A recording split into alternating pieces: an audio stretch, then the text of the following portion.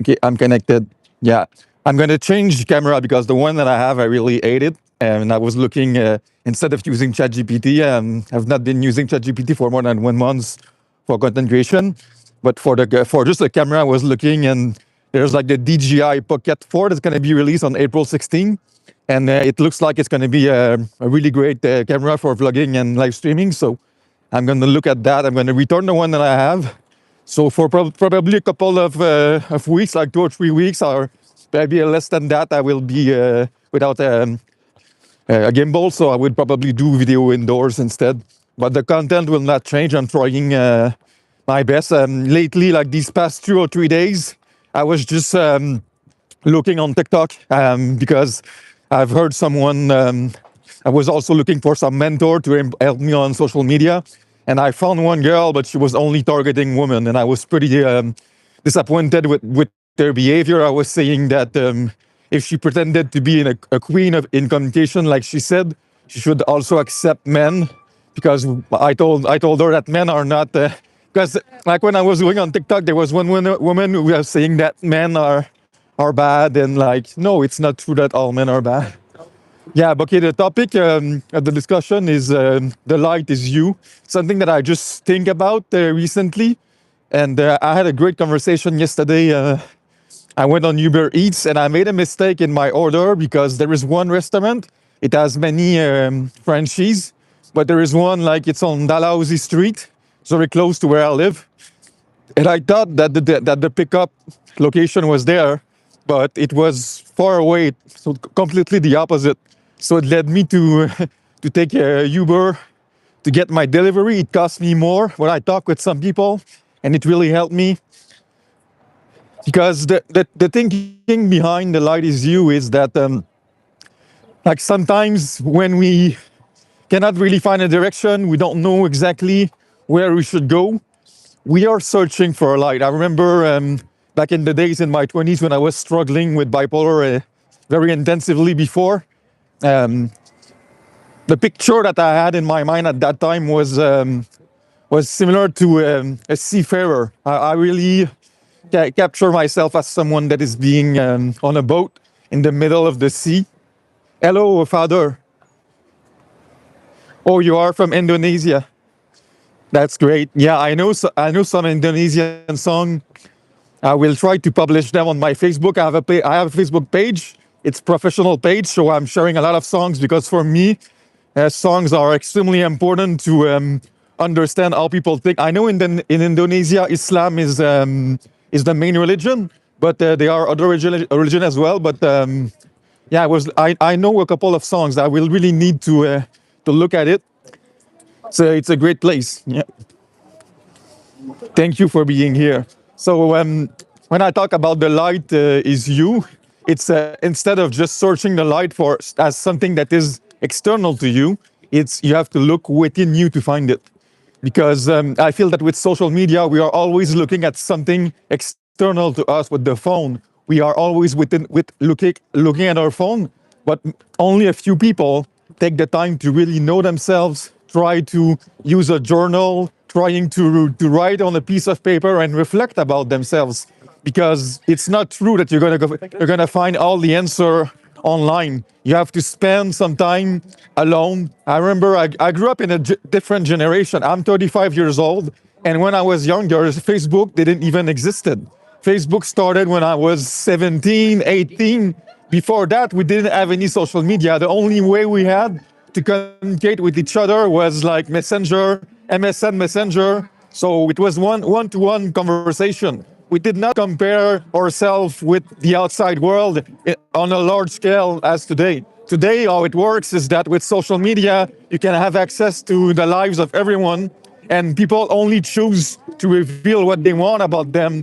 And most of them, it's what the image that they portray on social media is not true. So even if you want to say that it does not affect you, it still does, and it creates a distortion in your mind that you are never enough.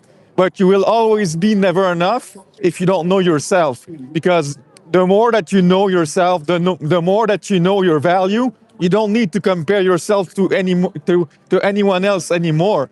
And I feel that with the generation we have, we spend so much time less on ourselves, and we spend more time looking at others, what they are doing. When I was younger, it was all about books because we didn't have social media. Yes, we had a computer, but the computer was more like to play game or to chat with friends. And the generation today, they don't read books anymore. But books are important to have depth in your thinking, to not become shallow. People nowadays, they follow trends, and they say that it's okay to follow trends because that's how it works. But for me, it's that's not how I was raised. For me, I was more raised about finding my own direction.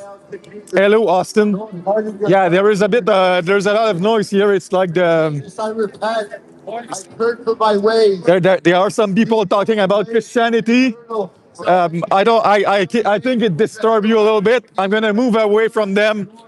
It's always like this. There are people, and the Christian are the loudest people. They are the one that speaks the loudest. There are some. No, I'm not angry. I'm just talking louder because there is someone on his microphone shouting outside.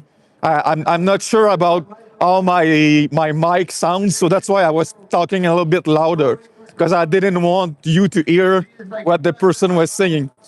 So yeah, when I grew up, I was about books, and books, it's about, okay, you can have the experience of a lifetime of someone by only reading a couple of hours. And I realized that it's not just about reading books or watching a video of other people. You have to do both, but I know that how it works now with AI, the education system is going to change, but I'm not sure if it's really for the better because I feel right now people they won't think too much by themselves. They will rely more on technology than to develop their own thinking. And I believe that technology will always need to be supervised, but I think it's getting out of control right now. And as human being, what distinguishes us from machine is our humanity, is our capacity to feel, our capacity to love, our capacity to care for people. You can have machine to do all kind of different things and solves a mathematical equation, solves physics problem, but finding a solution for the conflict that you have in your household or hello, Feld. Yeah, I just feel that technology is getting out of control right now, and I don't necessarily agree with the direction that is being taken. That it's too much AI, and yeah, that's the word the concept is called singularity. Singularity is the moment when technology will surpass human being. But the thing that technology doesn't have is human consciousness.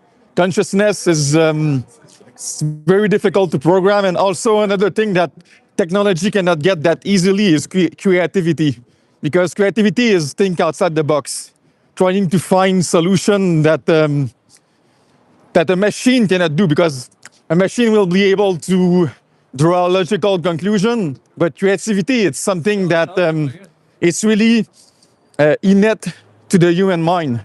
And I didn't study creativity in great depth, but if you do, then you can understand more about how it works. But the thing is that the humans, since the birth of humanity, we always develop tools to adapt ourselves to our environment. Like, let's say that when we were like living in nature, we started to make fire to cook our meat. We started to develop agriculture. We started to develop weaponry to fight the animals. We always develop tools. That was our main mechanism of adaptation compared to other animals. So technology is a tool, but the problem is that the ethics surrounding technology is getting out of control, because people don't care about ethics anymore. The only thing that they want is profit, economy. So they want things to be faster and faster. But that is at the cost of humanity, because we don't know where it's going to go. So that's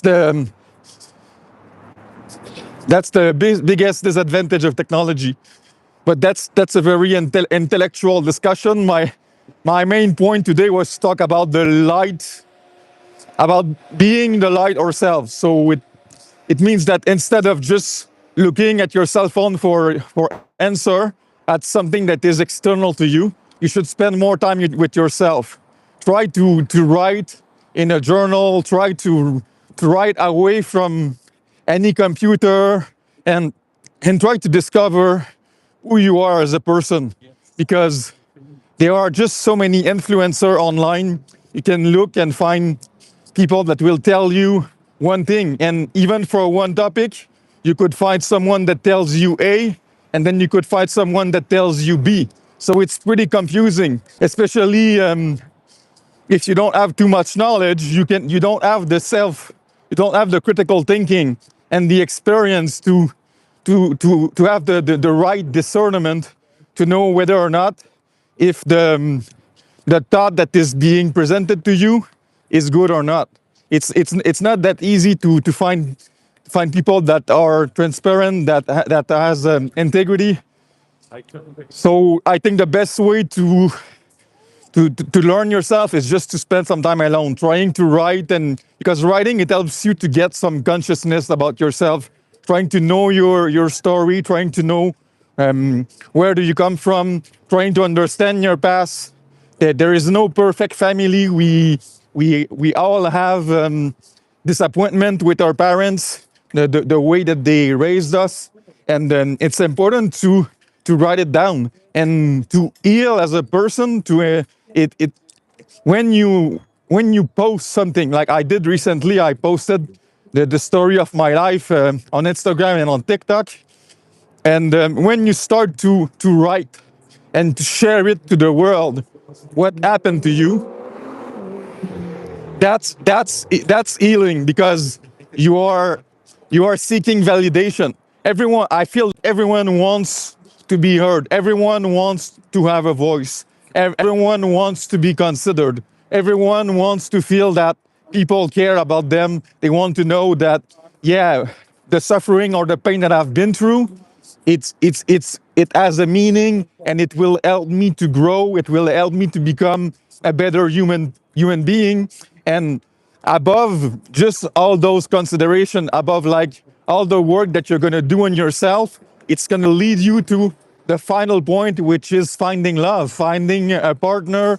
And I know that many women, what they want is they want to get married, but it's not easy as a woman to find the right partner for life. But as a woman and as a man, you need to work on yourself so that you know your story, you know what you've been through, and when you're gonna have a partner, you're not gonna repeat the same mistake that your parent did. And because if you're not aware of your past, you're just gonna repeat the wounds. Like, let's say I had a sexual abuse trauma. If I didn't work on myself, then I would enter a relationship. Then all my wounds of that trauma will surface, and then my partner will be penalized because I didn't heal. So you're not just doing this for you. You're doing this for your future, for the family that you want to build. Because let's just think about it, like especially men, but even more women. Like I would assume that most people want to have a family, because like as a man in the society today, it's all about work. Okay, you have your 9 to 5, but when you finish working, do you want to be alone at your home, or you want someone that waits for you? So it's when you have a family, your life becomes way more interesting. But if you want a family that is united, maybe your parents got divorced. If you want a united family, it has to start somewhere. And the best ways to start is through writing. And I'm gonna share that story about how it began for me, the writing. So I got diagnosed with bipolar when I was 21. So that was in 2011. And then I was accepted to medical school, but I didn't go right away. I waited 1 year, so I did therapy for 1 year. And then when I started the medical school, I was not ready because my trauma were still very strong. So I went to the hospital and I stayed there for 4 months and a half. And doctor, they kept giving me medication. They would give me like lithium, But then lithium didn't work. They tried lithium in liquid, didn't work. I was always puking, and I was calling my mom in front of the nurse desk, and I was telling the staff, like telling my mom, I want to kill myself. My life is over. I have no value. And then after trying everything, the psychiatrist told me you should start to write, and I wrote it on Quora, that story, and it got very viral. But what happened is that I said, yes, I'm gonna write, but I have one condition. I want that my social worker, the one that follows me at the hospital, is gonna read everything that I write. So at first I didn't know how many pages I would write. So I started with 1 page, and then I wrote 10 pages. And then at 10 pages, I felt that I said everything that I know about myself. I felt that, like, at 10 pages, I went so deep into my past that I had nothing else to say. But guess what? I started over and over again. And at the end, I wrote more than 100 pages. And then at the end, when I wrote that much pages, I realized that even if I would go back in my past, and then I would try to find new things to say, it's always going to be like a bit different, because every time that I'm rewriting, like it's like rewinding a tape. When you rewrite the tape, I am from Quebec, in Canada, the French Canadian province. So I wrote one or more than 100 pages, and because at that time I was very at the lowest point of my life, writing stayed with me as an habit. And from there, I, like when I was in high school, that there were people that were way better than me. They were worse, way smarter than me.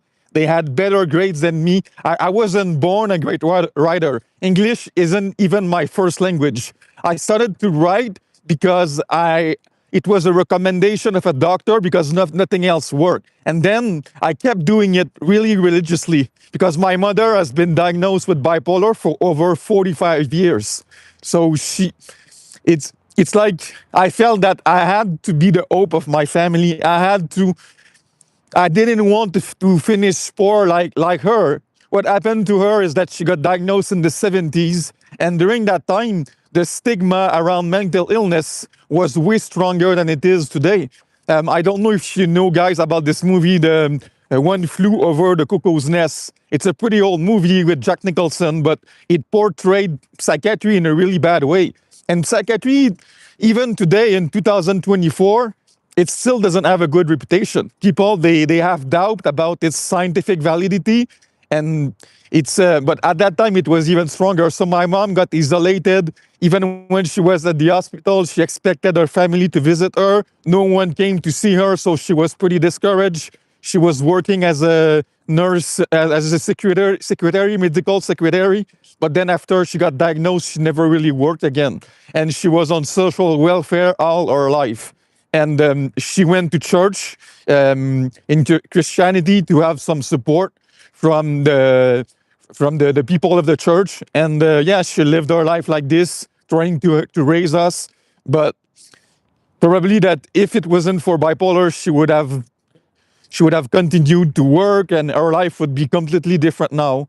But she carried with her hope. She carried with her regrets and dream. Like, she told me that when she was younger, she was accepted to a certain program for school, but she chose to not go. She was afraid to not go. So I talk a lot about about her life, and I asked her a question about her life because I didn't want to repeat the same mistake than she did. And especially, I wanted to have a successful marriage. So I knew that her marriage didn't work, because in every relationship that you will start, it's going to be the honeymoon phase at the beginning. It's going to be easy. That happens to everyone. But relationship, the hardest part is when conflict starts. How do you um, how do you handle them? And the thing is that it's not just upon you to handle conflict well. It also depends on your partner, because if you have good psychology skill, if you know how to manage relationship well, but your partner doesn't, no matter what you do, um, it won't lead to anywhere. So it's important that even if you're a man, you choose carefully your partner, because in the end, if you want to build a family, you're gonna need stability, and you cannot live in a toxic relationship where you will always argue with someone. Some people, they choose to. It's not that they choose, but they accept their condition. They accept their relationship that even if it's not working, they choose to live like that because they don't have any option, especially when there are children involved. But I think that the most important thing in life is being happy. And we live in a society where, as men, we are conditioned to work, to be provider for family. But life is not only about work. It's about also finding meaning for what you do and healing yourself from your past trauma and not repeat the same mistake that your family did. Your family is not perfect. They've hurt you. It wasn't necessarily intentionally, but like everyone has something to learn on this earth. Even if you are a privileged man or woman and you are a millionaire, there are still some things that you don't know, and everyone's life is different.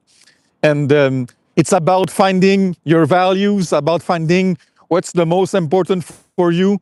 And when I say that you are the light, it's you are who you are, but it seems simple to say, but to know who you are, you have to spend some time with yourself, away from your cell phone, trying to write, trying to think about who you are, trying to think about your values, your priorities. It's not just asking ChatGPT and to do the work for you, because developing consciousness, developing critical thinking, it's something that you have to earn through life experience.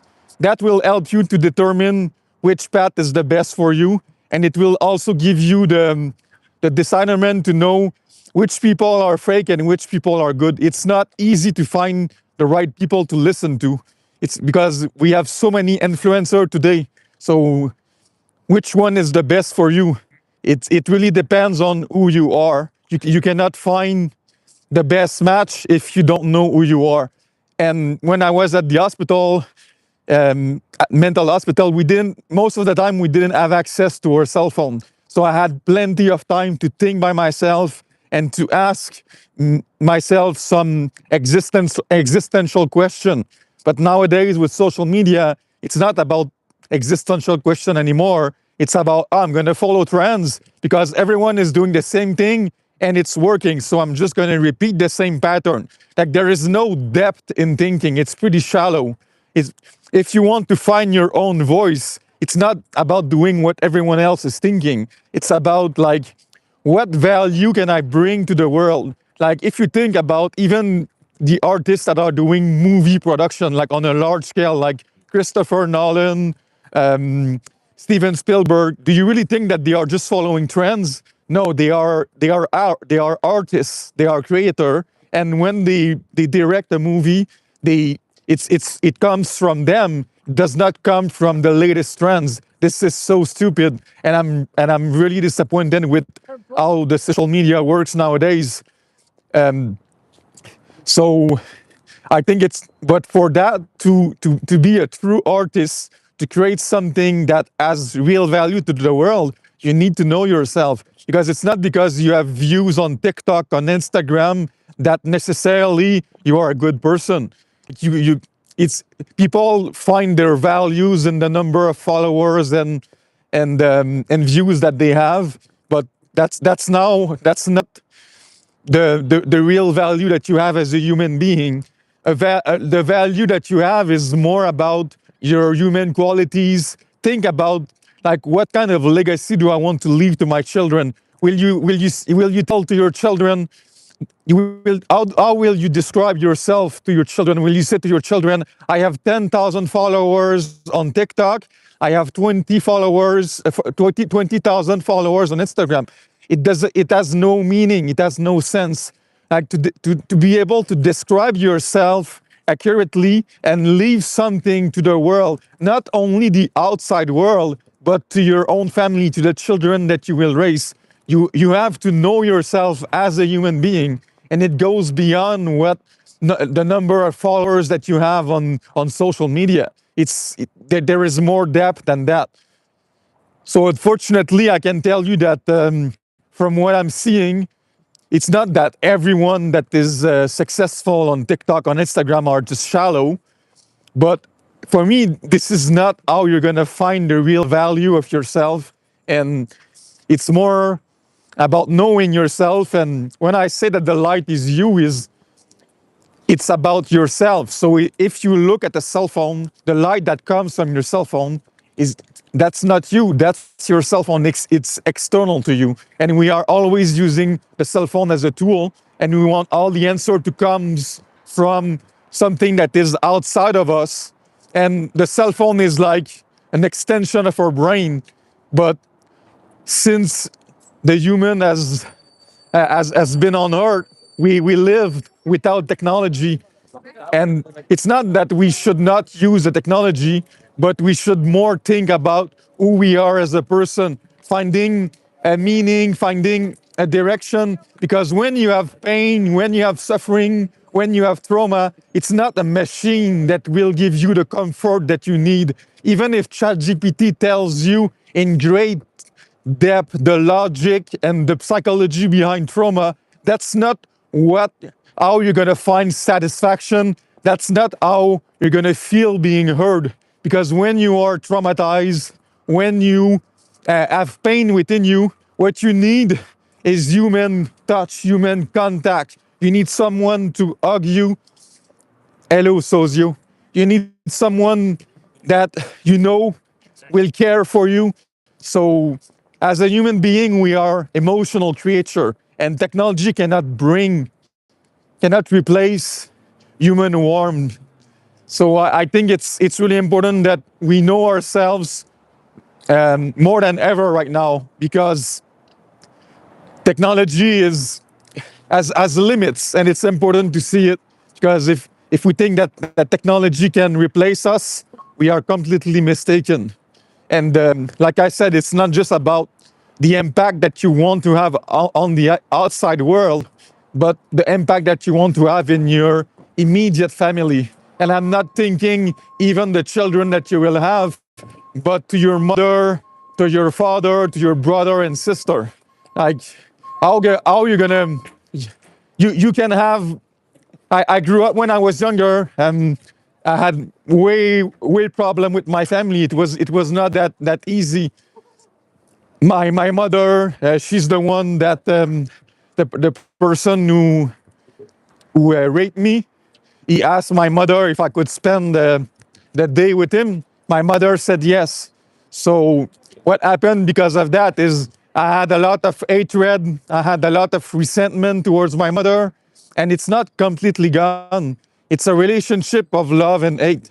So if I talk to ChatGPT about this, do you really think that I'm gonna find the answer that I want? Not an answer in terms of objective or logical conclusion, but an understanding that is emotional, that's gonna make me feel complete. That's gonna make me feel whole.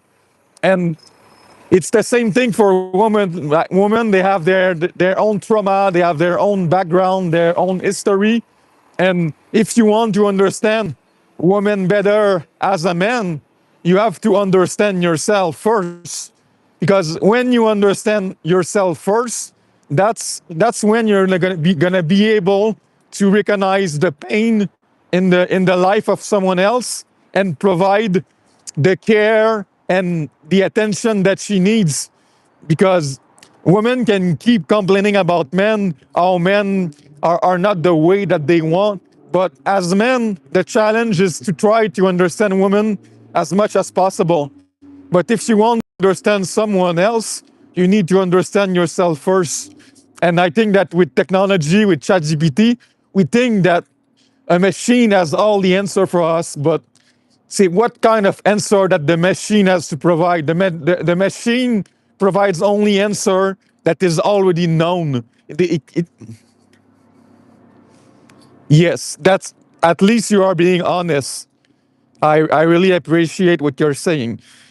And it's something also that I struggle a lot when I was a teenager. I'm gonna explain why if you let me the time. I know that people they keep scrolling on social media, but what happened is that when I got sexually abused, my personality completely changed.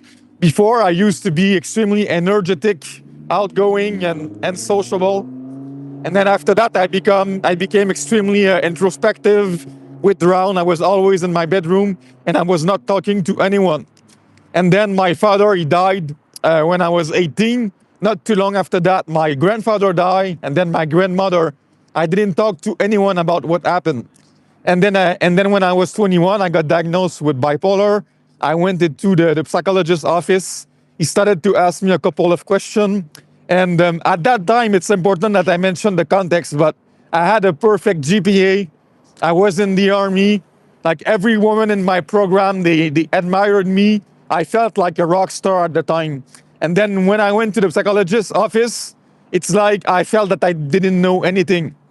And he asked me about my emotion. He asked me about my past. He asked me to describe myself, and I had no answer for him. So what I'm going to tell you, Sozio, is that it's something that you have to learn. It's not something that you're born with. Probably women, the brain of men and women are different. I mean, on the anatomy. So women have a bigger advantage when it comes to this, in the sense that their brain are wired differently. Like the brain region, like let's say the amygdala, this is a region for pain, or I don't know all the detail of the neuroanatomy, but I know that the difference is sufficiently significant so that it lets women process emotion differently than men. So as a man, you have to learn it, and I think that the best way to learn it is like you said, to recognize it. You at least recognize, and for me, the purpose it's always something that I sought after I got diagnosed, because I was thinking, how can I find a meaning through my suffering? Yeah, I know that you are an adult, but I'm telling you what happened. The main point that I was trying to say is that it doesn't come naturally. It's something that you have to develop. It's a skill that you have to learn. And the first, because I know some people, like they are my friends, or they are not even my friends. I can say I know at least 3 or 4 people. They go to the psychologist's office and they have nothing to say. Why they don't have anything to say? Because they don't work on themselves. They expect the therapist to do all the work for them. When I got my first psychologist at 21, he was an expert in childhood psychology. So I read Freud. I read the books of Sigmund Freud. I read many other books. I went to the library. I didn't have money at that time. I was on social welfare. I read books about philosophy. I read books about psychology, sociology. So you have to do some work. If you expect the other person, and then you feel that, oh, because the same person that they had nothing to say when they went to the psychologist, they are telling me now, oh, it's so useless. Maybe it depends on the therapist, and then they will put the blame on the therapist instead of themselves. But me, I was always born poor. So when I saw that I had the opportunity to talk with the psychologist, I gave everything that I had, because I was thinking I'm gonna use that opportunity for the best so that I can grow as a person. And I think that emotion, one of the things also that I've learned is that 1 year after being diagnosed with bipolar, I was diagnosed with Asperger. So that also challenged my view about my limitation, because when you are like in your 20s, there are a lot of things that you take for granted. And one of the first thing I think that most people, what do you mean by I'm writer?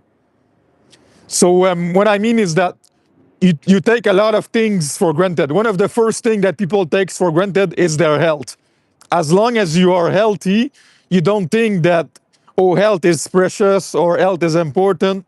Most of people they take that for granted. And the one second thing I would say that most people take for granted when they are young, and I'm not saying like adult or teenager, I'm saying like in your 20s, it's communication. Communication has so much depth. It's extremely difficult. And you can be good in French. French is my mother tongue, but it doesn't mean that necessarily you will be good at in English. Like every language, it requires some adaptation. And when I was diagnosed with Asperger, one of the first thing that I know is that okay, I wasn't good in communication, and I didn't know also nonverbal communication. So I began to read about it, and I began to become aware that there were a lot of things that I took for granted and that I didn't know. And one of the first things that I discovered is the research of Paul Ekman, and he has his own business now. He was a researcher at UCSF, University of California in San Francisco, and he has his own training tool for his business, and he developed the Paul Ekman. That's his name. 7 universal emotion. So he said that across all culture, all countries, all religion, all race, we only have 7 emotion. So that's extremely helpful because if you say I'm always confused about emotion, bam, you have someone that tells you there's only 7 emotion. Hey, Ali, sorry, I don't remember you. There's so many people that joined the stream. It's been almost 2 months that I'm doing this. Well, thank you for being here, for being there again. I really appreciate it, brother. It's you are very kind. I know that there were some people, but I cannot remember everyone. There are some people that came multiple times. Now I remember, but I cannot remember everyone. I'm doing my best. You sub. That's pretty kind of you. I don't ask anyone to sub because I feel that it should be the choice of everyone. But yeah, we were talking about emotion, and someone told me that he was confused about emotion. So I think that the first thing to think about that is okay, if you feel that you're confused, find a framework, find some kind of structure that is going to help you to orient yourself in that. Because when we talk about emotion, one thing that I've learned with writing is that to describe how emotion are, you have to use metaphor. And it's not necessarily given to everyone to express metaphor, but I think that first and foremost is to admit that or recognize that there are 7 universal emotions: surprise, anger, sadness, contempt. You keep losing everything. See, it means that you lack some organization skills because my room is sometimes extremely chaotic. And when I mean my room, I mean my bedroom. I'm not like cleaning every day. Sometimes I will accumulate for a couple of days depending on my mood. But I feel that when my bedroom is in order, when I make my beds, when I put always the same things at the same place, especially the key, I think that's the most important. My mother always told me, put your keys at the same place so that you will not search for them. But I made that mistake hundreds of times before I started to actually apply or advise. And I've been doing it recently, always putting my key on at the same place. I don't always make my bed every day, but when I do, it's really helpful. Yeah, it's okay, brother. I was very happy to see you here, and I wish you a nice rest of the day.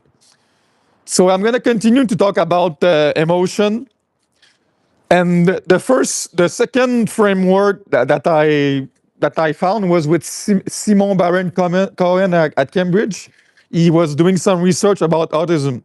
So I read about a little bit what he said, but for me it wasn't really helpful. And the third thing that really helped me is that with Veterans Affairs, I had an educational therapist. So one of the first thing that she taught me is, okay, we're gonna start to take some classes outside of you. So I started to take classes in improv. I started to take classes in acting. I did Toastmaster. I did drawing, and it enabled me to meet other people because I was always inside my bedroom reading books. Because remember, at the time, like 15 years ago, we didn't have social media like Facebook or all of these other things. So my books were my friends. I didn't talk to everyone when I got sexually abused. What changes me is that I lost my energy, I lost my enthusiasm, and I didn't want to talk to anyone. So when I went to improv, I think that improv was the perfect first environment for me to make mistakes because no one is supposed to laugh at you. So even if you are weird socially, you're gonna learn through a mistake. You're gonna meet other people, and remember that everyone that is in improv classes is there to learn about themselves, about others, and about communication. And one of the best skills that you learn by doing improv is to think on your feet. That's how we say it. It means that, like, when you are in a relationship with someone, like it could be anyone, it could be your parents, your colleague, your coworker, your classmate, you don't have a script in your mind. You have to come up with the idea right away, and then based on the interaction that you have with the other person, you adapt yourself. But this is a skill that you can learn. And the best way to learn it is through supervision and an environment where you interact with people, you do exercise, and there is a professor there that's going to coach you, that's going to tell you, okay, next time, think about this. And it doesn't come instantly. Like, I want to tell people, like, if you are diagnosed with Asperger, it means that you severely lack social skills. And I'm trying to tell people that no matter it's too cold, it's too cold.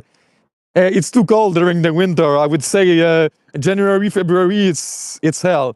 I just when I left my apartment today, it was 8 degrees, and I was quite happy because when it's -20, no one wants to go out.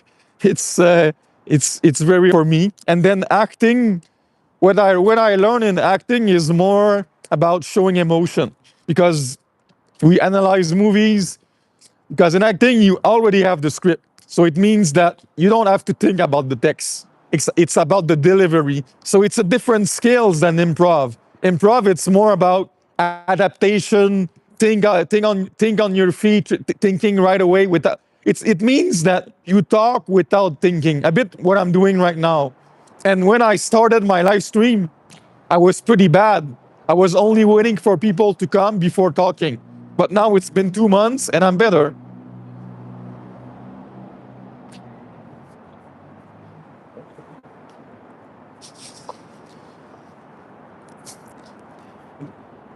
I don't understand what you just said. For me, it doesn't make any sense. Like, Sermar, I don't understand at all. Like, I just fired doing a racist impression of water. I don't understand the word racist in that.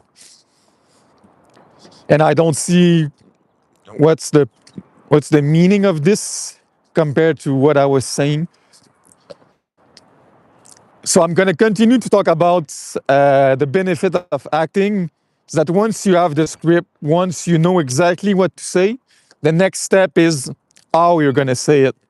It's not easy to be comfortable in front of the camera and show some emotion. And it's not something that when you look at actor, you think, oh, it's their personality. It's something in it. It's something that you have to develop. When I did short, it took me probably 75 video before I was able just to smile because I was uncomfortable. What is séquiture? Séquitor. I don't even know what it is. So to be comfortable in front of the camera, that's one thing. But to be comfortable with others, that's also another challenge.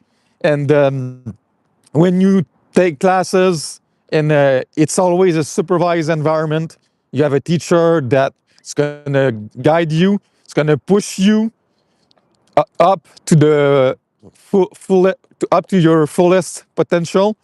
But of course, he's not going to push you in a way that makes you completely uncomfortable.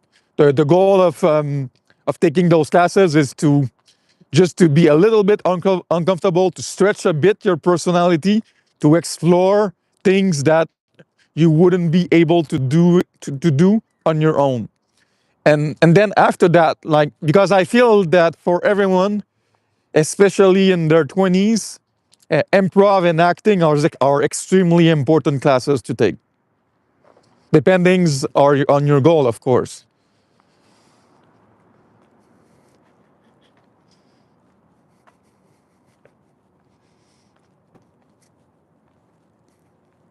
Okay, but what's the purpose of doing this? Because if it doesn't have any logical conclusion, then it's fine. But if it doesn't add any value to the discussion, I mean, it does not worth to share. You can share it if you want, but think about what's the purpose of sharing that. If it does not serve any, I don't understand. Then why do you write it?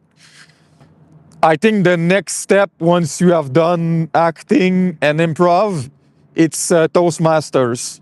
Toastmasters, it's a non-profit organization about public speaking, and it also helps you with leadership skills.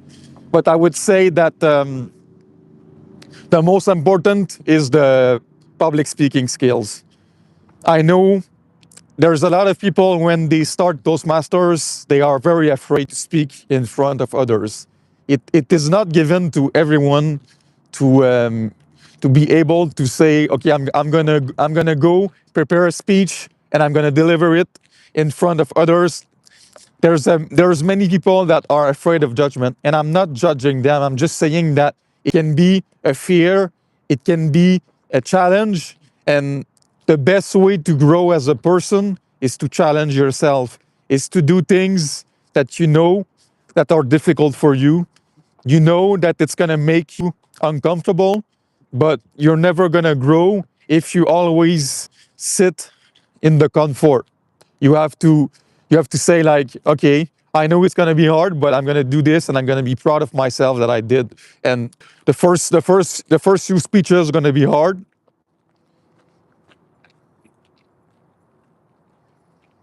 Uh, yeah, to enjoy life, that's a pretty great question. It really depends on your goal, because my version of an ideal life might be completely different for you. You might think it really depends on your value, and I think that the most important way, or the not the most important, but the most efficient way to find out what works best for you is, like I said a bit before, you should spend a bit more time with yourself, trying to figure it out. What do I want out of my life? What impact do I want to leave to the world? What, how do I want to be remembered? And what makes you happy? Because you might think that being famous, being rich, having millions of followers on Instagram or TikTok, and being a millionaire is gonna make you happy. But when I was suffering a lot, I watched a video about Jim Carrey, and the video was The Meaning. I left it for a long time on my Quora profile. It was called The Meaning, and he talked that it's not about like you can reach all your goal of fame, and the idea was that it's the impact that you have on other people. Because even someone that has 1 million followers on Instagram, the camera keeps moving. That's the reason why I will change camera, because I don't like this gimbal. Like, every time that there is someone else other than me, it will start to go in a different direction. That's not how it should be. So when even if you had like 1 million followers on social media, the goal is what what kind of impact do you have on other people? And then he said that's how you're gonna find your greatest sense of satisfaction or accomplishment. So it's more like, did you feel that you, by the work that you did, you had the impact that you wanted? Yeah, but that's extremely general. It's not specific. That's not profiling at all. It's like you're gonna you. I don't know if you heard about this acronym SMART, the SMART goal. Like, S is specific, M is measurable, R is realistic, SM, yeah, specific, measurable, attainable, and realistic, and T is timeable. So that's one framework that I would use to establish goal so that they have sufficiently a high degree of structure so that they can be enough motivating for you to follow them. Because if you don't have structure in your goal, it's easy like to say in January, most people, it's the new year, they have resolution and say, I'm going to go to the gym. I'm going to subscribe for the gym for 1 year because I want to lose weight. That's the structure of the goal is extremely low. So when it's going to be hard, when it's going to free, when the temperature is going to drop, when the motivation will not be present, they will give up. So that's why when you develop a goal that has sufficiently high structure, you're gonna find a deeper sense of purpose, and it's gonna motivate you even when it's gonna be hard. Because if your goal is lacks depth, yeah, you're not gonna maintain it in the long term. That's one framework, the SMART goal, but it's also like intrinsic motivation, and extrinsic motivation. Like it it it really depends on a lot of things. But you have to question yourself a bit deeper because enjoying a free and super life, everyone can say that. You have to find something that is extremely specific to you, specific um, to your values.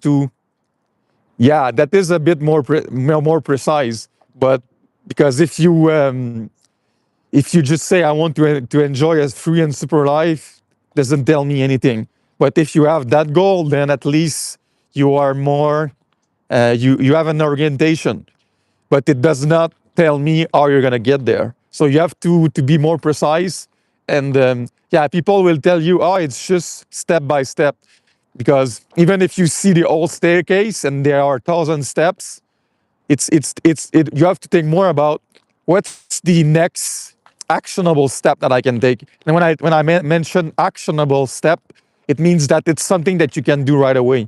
It's not just an idea in your mind about a goal that you want to reach. It's an action that you can do that will put you closer to your goal. So if you want to be a professor of sociology, then like to orient your thinking, I would probably ask myself, where do I am now? Did I finish my undergrad? I am a master's student. I am a PhD student. It really depends where you are. Where do you start now? Because if you look at the old staircase and you didn't even made the first step, or like if you have made already 10 steps into that goal, you are at a very different position, and you have to think about where you are and also where you want to go. It really depends on a lot of things. So I cannot give advice if I don't have enough information because otherwise I would just talk in vain. But when it comes to emotion, I would say that acting, improv, and Toastmasters, they are the best for developing communication. And then communication is going to impact the relationship that you have with your family, your future partner, your classmate, your coworker. It's gonna affect everything. It's even gonna affect the way you think. It's gonna affect your writing skills. So it's really worth it to take the time to develop those skills because it will give you a net start. It'll give you a leverage in life so that you can get or reach the goal that you want.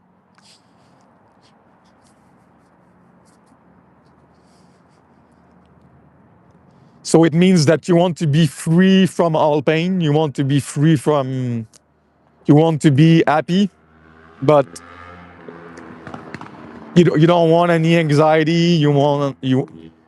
I think that to be extremely free, it's just to be happy and to have no regrets. Because I feel that people that have regrets, it's the people that knew that they should have followed their dreams, but they didn't because they got discouraged along the way. Because I believe that everyone has dream, everyone has objective that they want to reach, and the best way to have the regret is to not listen to your heart. There were people that will tell you it's not smart to reach your passion. It's not good to follow only your dream, the thing that you like. That you should be more practical about life. But I think that it's not about the degree that you choose. You could choose any degrees. Hello, hello, hello, FFP. You could choose any degrees in life. Even you could choose to major in philosophy in anything. It's not the degree on itself that will make the difference. It's how you're going to use it and the skill that you develop outside of school. If you expect university to teach you everything in life, then yes, I think that you're going to be disappointed with what school has to offer. But if you use the knowledge that you've gathered, the people that you've met at school, and to get other opportunities in life, you didn't waste anything.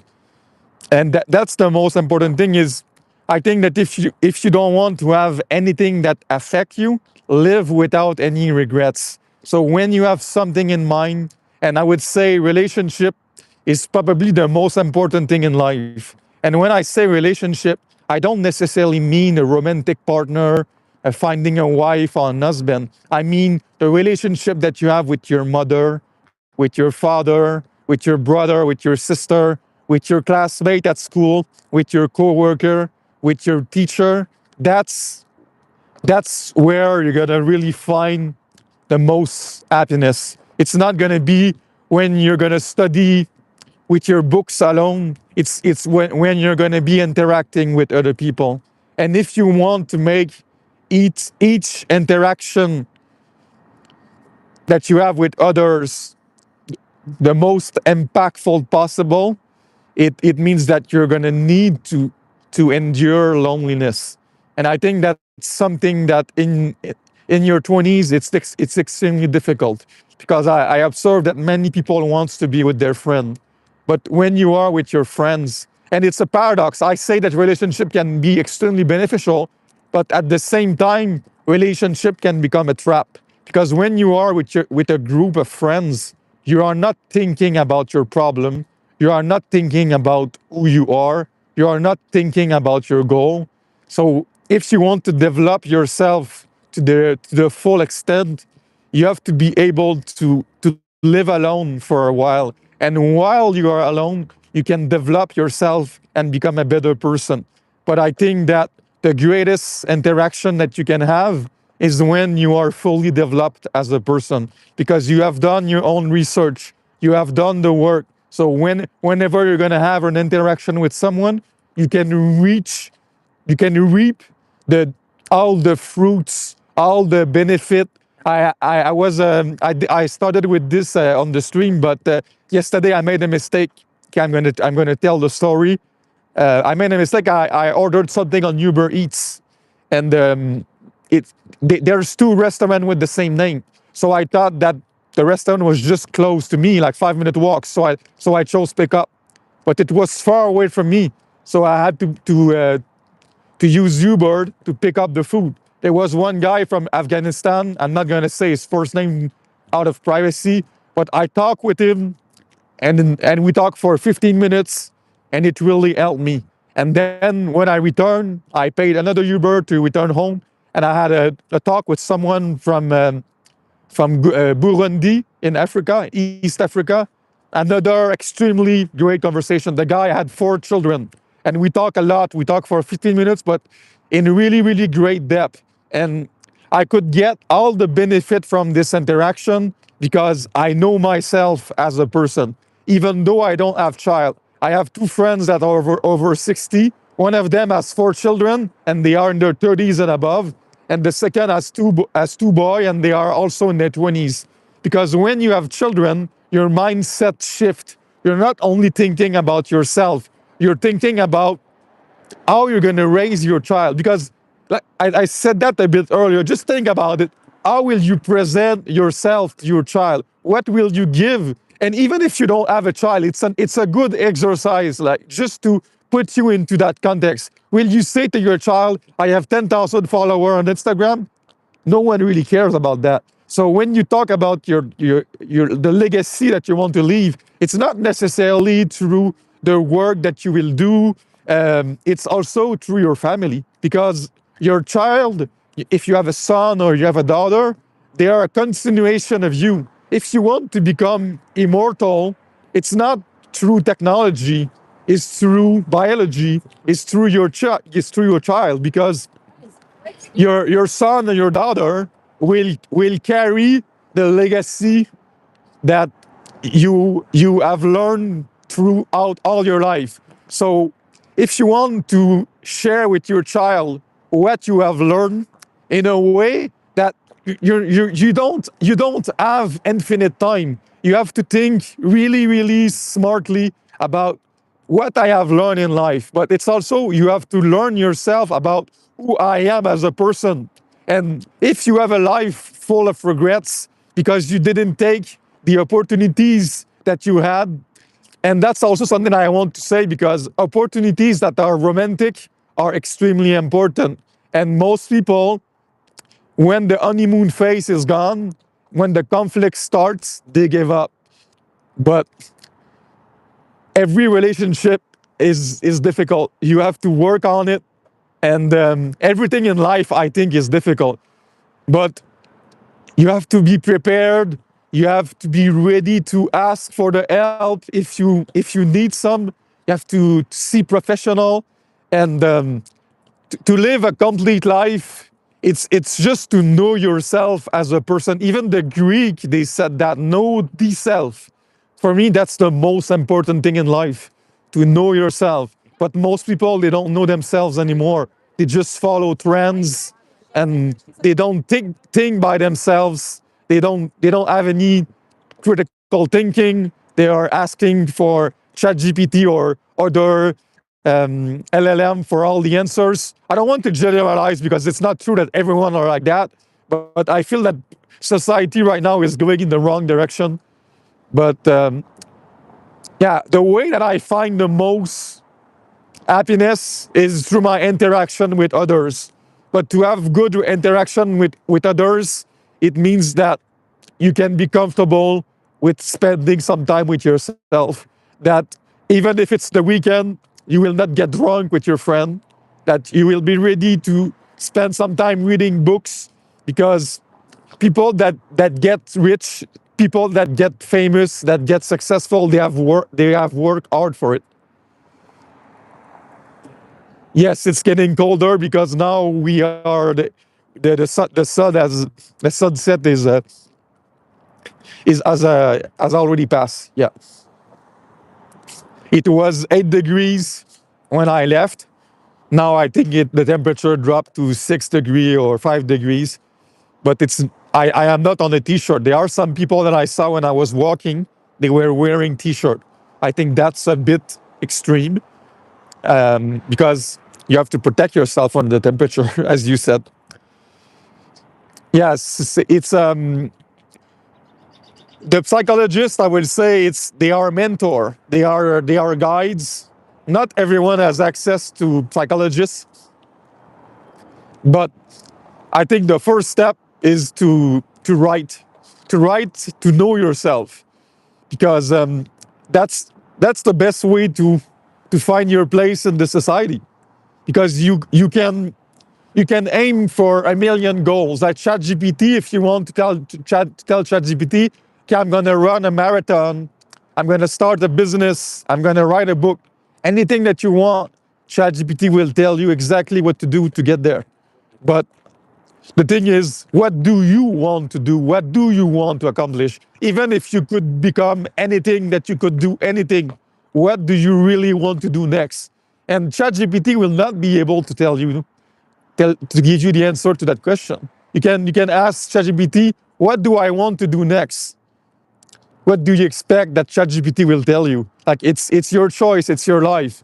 Like, ChatGPT is, some people say it's a therapist, it's a guide, it's a mentor, but it's, even if it pretends to give you the answer, ultimately you are the only one in control of your life. If you decide that technology has the complete control over you, then you're just going to move from one goal to the next without any real direction.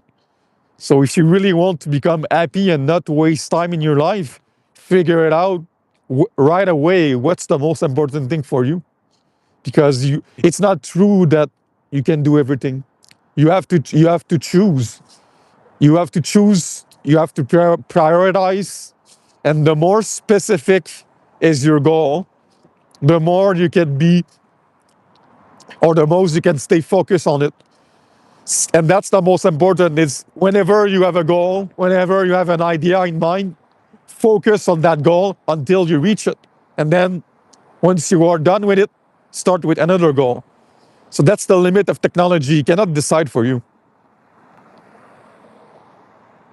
I'm gonna come back on Monday. The reason I didn't want to do a video on short is my strength is not condensing information in 10 seconds. It's my thinking, and I know that my thinking has still some work to do, because my communication skills. Like, I'm gonna give you a small example, but I want to be at a level where I can transform something that I say in 60 seconds in 10 seconds. And I feel that the best way right now to develop that compression skills is through live streaming. Even today, I'm feeling way more comfortable than last time. So I think that it's an extremely good tool for me. The only limitation that I have is my sleep schedule. Sometimes I cannot find sleep until 6 a.m. I am awake all night. So I was thinking of increasing the frequency of my stream, but I don't want to overcommit and not show up when I say that I will. So I already increased last week to 3 times a week.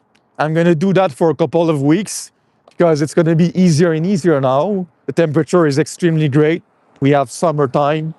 But what I want is, I want to target people like men or women that really wants to live a life uh, to the fullest extent of their potential by being in charge of their life, by not just blindlessly follow a bot. I want people to think by themselves, to develop critical thinking and reach their dreams. I think that's the most important. During my 20s, I fought so hard because I wanted to enroll at Cambridge University. So many people knows that. It's not something that I forgot. Still something that I chase. But it's not something that's going to happen instantly. Something that I have to work for it. And I didn't forget that goal. And I have my challenges too. But I feel that if I keep focusing on my dream, even if for other people, they might consider me crazy, because I know when I was younger, some people, they were thinking maybe that I was a fool. And my challenges were different from other people. And I made a Quora post about it. Like, imagine different kind of species. You have a fish, you have a bird, you have an elephant, you have a cheetah, and then you ask them, okay, I'm going to judge you on how you can climb a tree. But as human being, it's the same thing. We all come from a different background. We come from different countries. From Tell me, I'm really interested. I'm really interested. Yeah, philosophy is extremely important. Yeah.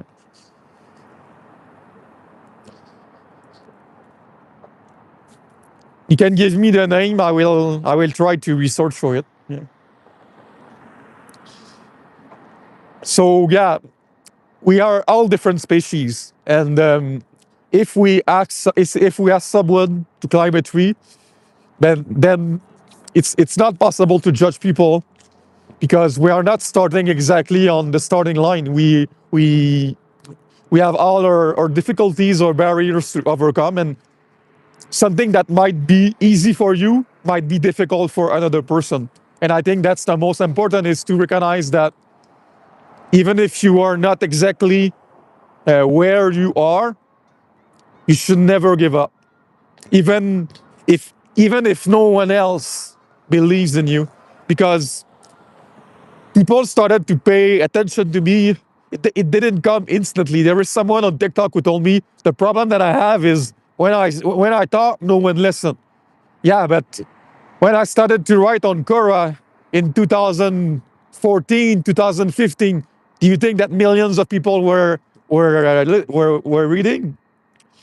No, I was. There was even someone who told me that like what I was saying didn't make any sense, and that like I will never understand really people because I spoke in a way that was too academic, because I spoke academically because that's what I learned in university. It's not because I wanted to harm people. I had to adapt. I had to learn. People, they can see what you write. I use simple words, but to use simple words to express difficult thing, that's true mastery of communication. Philosophy, it's not to use complex word to express complex thought. It's to use simple words to express complex thought. But that is not easy to do. It requires a lot of depth, a lot of maturity, a lot of introspection, a lot of time spent alone. In the East, there is the Buddhism, there is Hinduism. In Hinduism and Buddhism, like in Hinduism, you have the Vipassana meditation. And Buddhism also, it really helps for meditation.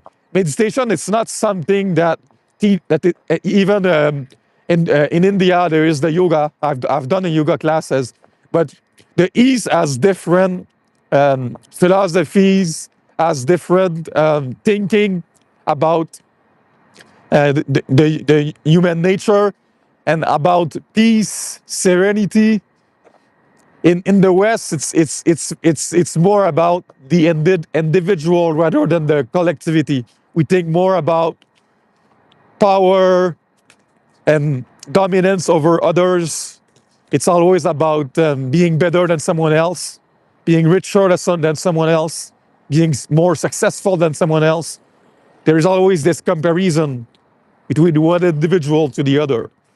But if you think about like Confucianism and Taoism, all those Eastern philosophies, they talk more about an harmony with nature. They, the society, like in Japan, unity is found through the people, through nature. It is not found with division between each socio-economical classes, a division through powers, through money, through religion, through war. The West is about dividing people. And I know in India, there's also a lot of division when it comes to each Indian state. Each Indian state has their own culture and they have their own language, their own movies, and sometimes. But I think that in the case of India, it's more an identity on the state scale. But in Western countries, it's like domination of one socioeconomical class over the other. That's why we had the idea of Marxism, like the proletarian that were always victim of the rich. It was always about a struggle of socioeconomical classes. It was always about that. But yeah, when you spend some time at the hospital, when you are away from everything for multiple months, you see differently. Yeah, I'm gonna take a screenshot. I don't know if I'm sure. Yeah, I took a screenshot because it's not easy to find your post after the stream is over. Last time I tried, and last time there were some weird things that was being said. Like there was someone that said thing, and when I tried to access the stream, the chat was completely gone. I think that YouTube just wiped away all the chat. So I took a screenshot now because there was a woman before. She was from Alberta, and I think that she was Indian too. She shared a book, and I knew about the author. It was about mythology, and she said, and she was a graduate student in sociology. because one of my psychologists, he was a sociologist, psychologist, and sexologist. I read almost all Michel Foucault books. I started multiple years ago the history of sexuality in French. It's in 3 tomes. I am on the 2nd tome. I did not finish it yet, but I do plan to finish it. Michel Foucault, for me, the work that he did is extremely important in sociology because he was an historian. So everything that he did, he started with the beginning, and I think that's the best way to understand like everything. You cannot understand a sociological problem if you don't go at the root, at how it started, at how society changed through the years, and how the idea was was not the same across the years. And he goes in extremely depth.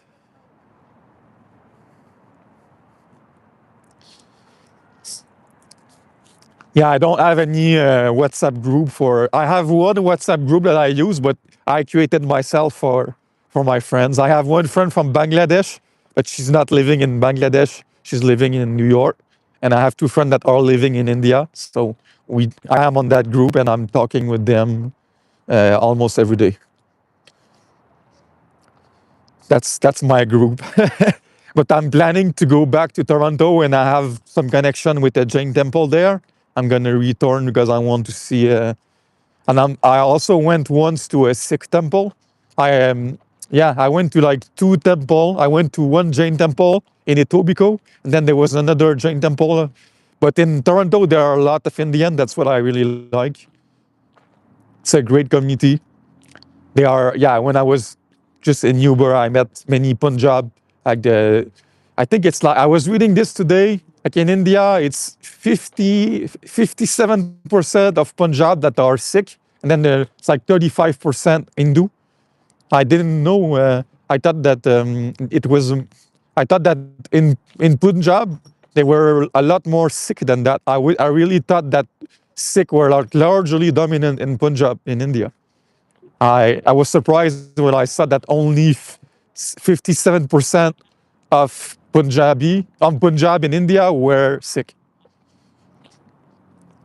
And I know, like, when I was doing Uber and I saw them, I was telling them, like, I feel stupid. I feel that people are stupid for judging you with like the turban that you wear. People are sometimes quite mean. But I said, people think that I was crazy. Do you think that I will judge you just because you dress differently? So I'm not. I develop more empathy, and I think that's the most important because with technology, people they forget human connection. They forget what it's really like to be with another human being because you can write ChatGPT all day, but you're not gonna get a true human interaction. You're not gonna get like because ChatGPT doesn't have any life experience. It only has memories of what you said, of knowledge that is shared on the internet. But ChatGPT never kissed a girl. ChatGPT never had sex with a girl. ChatGPT never made love to a girl. ChatGPT never married a girl. So if you ask ChatGPT about advice to your love life or to your relationship, just keep in mind that you are asking a machine to take human decision for you. And just if you just think about it for more than 1 second, you will clearly realize that it doesn't make any sense. You, and philosophy, I think that it's important because it helps you to see the boundaries of any discipline. Can do the philosophy of sociology, can do the philosophy of history, the philosophy of science. But when you do that, you start to question yourself about if I do science, if I do history, if I do sociology, then what can I do and what I cannot do? Because every science, every field has their own limitation, have their own limits. Because when you are doing a field, you are looking at the world through one perspective. You cannot analyze all perspective at once in one field. You have to, if you want to see the world through different lens, you have to use different discipline, but you have to do it a bit one by one, and then you can combine. But you need to have a certain structure in your mind, and this is something that ChatGPT will not necessarily help you with, because ChatGPT is extremely good at providing you with information. But to have that, the temperature is it's a bit cold. Like to that thinking of like structuring your thought, and because every person that has a thinking that is deep, it's unique to everyone, the thinking. So if you only ask a machine to help you to find a direction in your thinking, I think that you are being mistaken. That's why people that are in graduate school, they have a supervisor. They don't use ChatGPT. They have someone that have done research, that has published scientific article, and they know what it requires on the personal level, the emotional level, the intellectual level. And that's why like ChatGPT will not be able to replace a supervisor in a master's program, on a PhD program, because they are not human. They, they can give you all the information available on the internet, but they cannot tell you how it feels like to be in a master's program. They can tell you that, yes, according to scientific studies, people that are in graduate school will feel like that, but it's just information. Like life is way more than information. It's also about how you feel and being validated through your feelings, your pain, and your anxiety, your stress, your question. I think that a person will never be able to replace ChatGPT as long as I'm living. And on X yesterday, I was seeing that one of the person at Google that released ChatGPT, he felt that it was a mistake to release it too early, that they should have worked on solving cancer first, than releasing ChatGPT to the public. So I don't really know who will say that it's enough, that we should contain ChatGPT, that we should contain LLM. I don't know who will say that we should stop, like, because I feel it's out of control, and someone will have to say it's enough.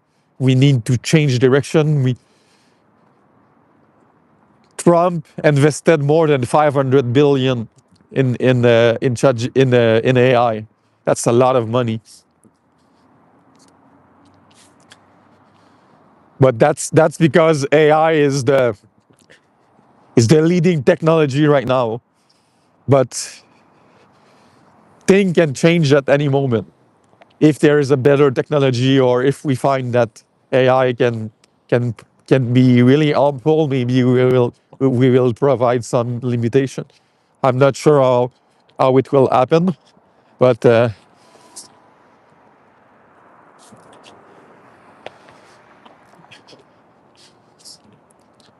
after Toastmaster, what I've done is I've hired professional coach in communication, but that's very expensive, and it also helped me because it's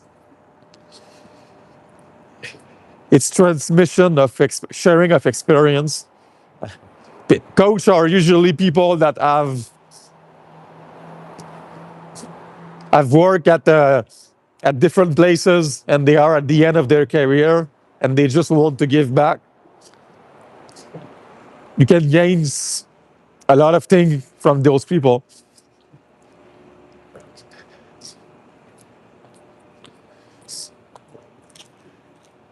Yeah, you're right. It's getting very cold.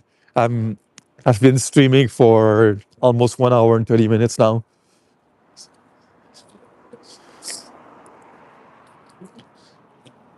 I'm gonna keep walking. I'm getting closer to my apartment, so I'm gonna end my stream when I'm very close, because I don't want you to know exactly where I live, but you can have a pretty good general idea so far where I live. But I don't want to give too much detail. And I see that there are way less people on the streets. When it was daylight, there were way more people walking. When the temperature drops, people stay inside.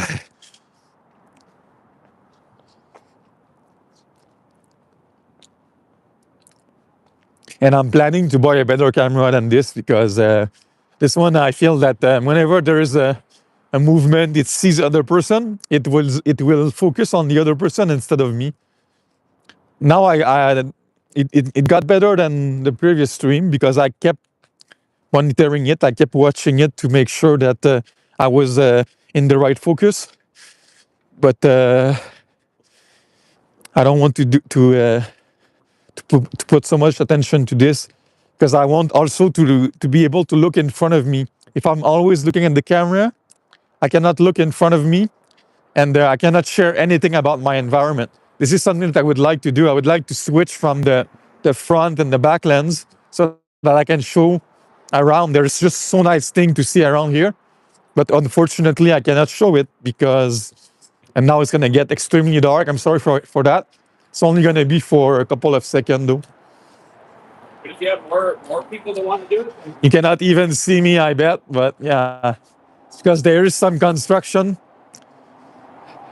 That the stream is gonna end in about 10 minutes. I'm just letting you know because I'm about to arrive home. It's been a long time now. I really appreciated everyone who joined. So the next stream will be on Monday, and then it's gonna be Wednesday, and hopefully.